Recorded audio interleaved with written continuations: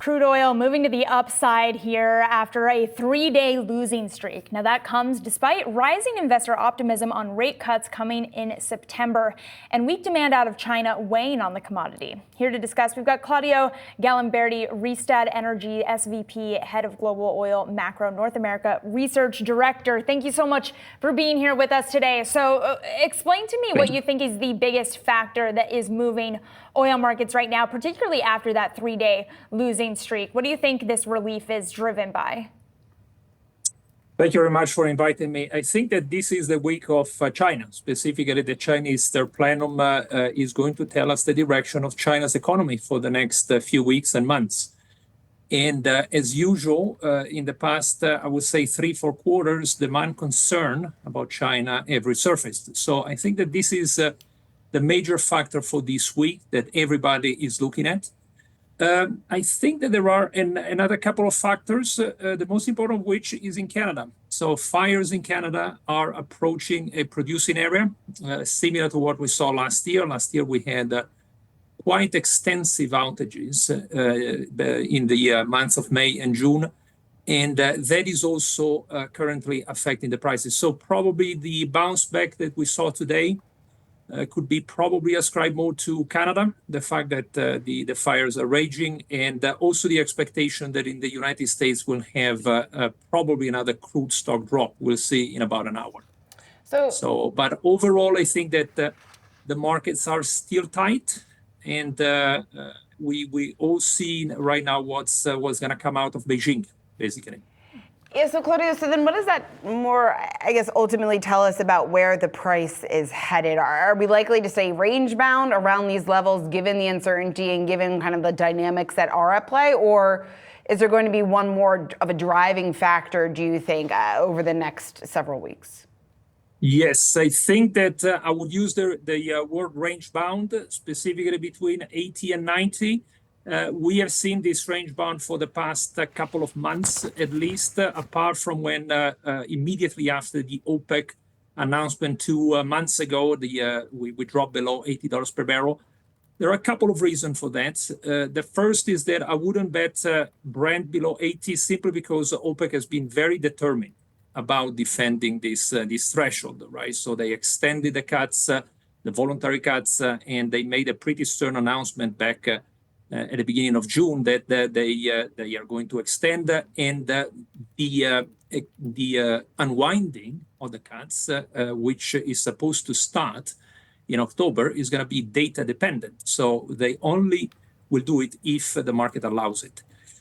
To the same token, I wouldn't bet too much above $90 per barrel. And the reason for that, we have seen more and more than when prices are high, there is an incentive for OPEC plus countries to not be compliant. So the month of April specifically, but also the month of May, we saw a huge, very, very huge undercompliance. But that was corrected. So in June, we actually saw almost perfect compliance from OPEC plus members. So I would say range bound is the name I would use.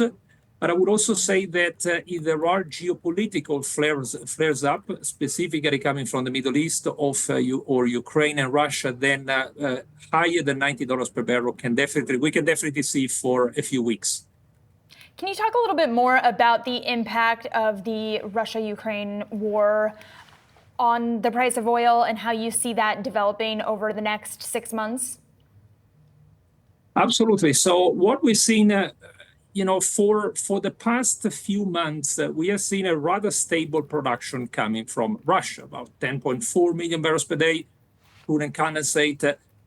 So the great trade reshuffle that took place between 2022 and 2023 has now been well established. So structurally, Russia is exporting primarily crude to Asia and primarily products to Latin America.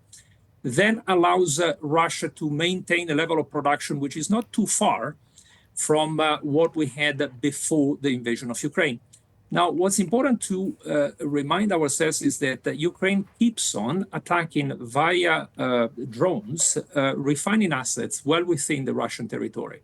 Now, while this has not caused a major disruption to refining operation, there is a potential risk. I mean, that can go on, and you can have outages that could go on for longer than a few days. So there is this underlying risk of Russia producing less because of the continuous attack from Ukraine. I would say that is one. The other one is, of course, the Houthi in the Red Sea. So we have seen very recently a flare-up of activity there as well, with a damaged vessel going through the Red Sea, and that is, of course, also another cause of concern that could reflect in prices in the oil markets. But of course, the biggest risk when it comes to the Middle East is the potential of a bigger conflict between Israel and Iran. So we had a beginning of a direct confrontation back in May. It didn't come through, and that's one of the reasons why the geopolitical risk came off. But it is a fact that the Hezbollah in the north of Israel and, of course, Hamas in the south of Israel are supported by Iran, and any flare-up in that region could cause Iran to be impacted.